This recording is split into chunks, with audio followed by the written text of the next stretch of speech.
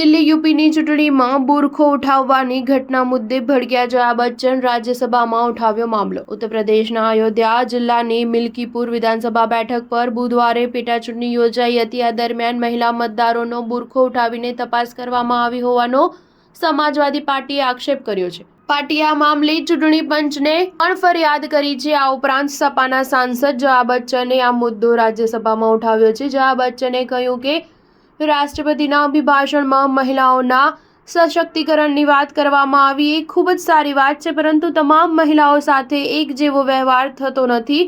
જેમ ઉત્તર પ્રદેશની ચૂંટણીમાં મતદાન કેન્દ્રો પર લાઇનમાં ઉભેલી મહિલાઓનો બુરખો ઉઠાવીને ઓળખ કરવામાં આવી રહી હતી।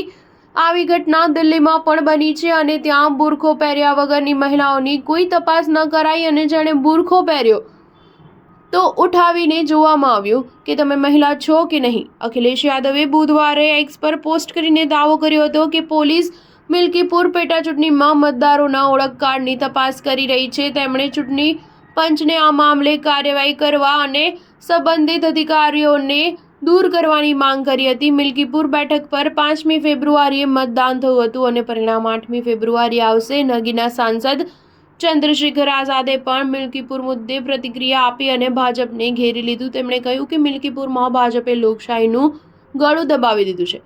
સરકારી તંત્રએ જે રીતે સત્તા સામે ઝૂકી ગઈ મતોને પ્રભાવિત કર્યા, મતદાનમાં વિલંબ કરવો, લોકોને ધમકાવવાનું, લોકોને મતદાન ન કરવા દેવાનું પાપ જેવા કામ ઉત્તર પ્રદેશ સરકારે કર્યા છે। સત્તામાં રહીને તેમને લાગે છે કે તેઓ ક્યારેય નહીં જાય, પરંતુ જે રીતે તેઓ લોકતંત્રની હત્યા કરી રહ્યા છે તેનો જવાબ આવનારા સમયમાં જનતા આપશે।